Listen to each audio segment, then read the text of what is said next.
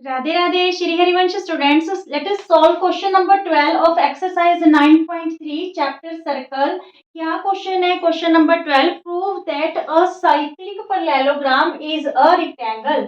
ये जो एक साइक्लिक पैरेललोग्राम है, इसे हमने क्या शो करना है? रेक्टेंगल शो करना है। देखिए students, because A B C D is a parallelogram, so opposite sides are equal. और ये ही प्रॉपर्टी हमारे पास रेक्टेंगल की है कि जो अपोजिट साइड्स होती है वो क्या होती है? इक्वल। इट्स मीन्स हमें ये तो चीज प्रूव करने की जरूरत नहीं है, ठीक है। पर अगर हमें इसे रेक्टेंगल शो करना है पैरेललोग्राम को, तो फिर हमें क्या करना है? हमें कोई भी एक एंगल 90 डिग्री का शो करना पड़ेगा, ताकि हम पैरेललोग्राम को क्या शो कर पाए? एक रेक्टेंगल शो कर पाए, ठीक है। तो इसके लिए हम देखिए क्या करेंगे, because it is a parallelogram, so opposite angles are equal, ठीक है। कोई भी पेयर चूज कर लीजिए ऑपोजिट एंगल का, चाहे ए और सी से सॉल्व करके दिखा दीजिए, चाहे बी और डी से, ठीक है। हम ए और सी ले रहे हैं। देखिए सोल्यूशन में angle A equal to angle C, क्यों इक्वल है?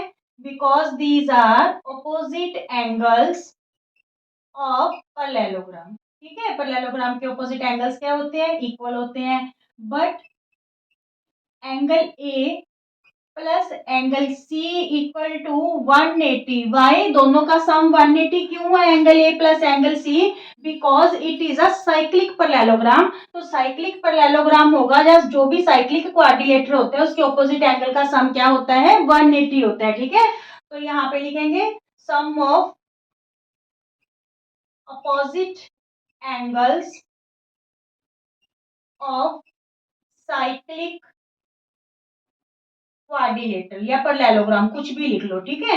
चलिए अब यहाँ पे देखिए angle A plus angle C 180 है, ठीक है। तो यहाँ पे हम angle A plus angle C की जगह एंगल ए लिख सकते हैं। क्यों लिख सकते हैं? बिकॉज बोथ आर इक्वल, क्योंकि हमने यहाँ पे इक्वल बोला है कि दोनों इक्वल है, क्योंकि ये ऑपोजिट एंगल है पैरेललोग्राम के। तो ये 2 टाइम्स एंगल ए हो गया इक्वल टू 180।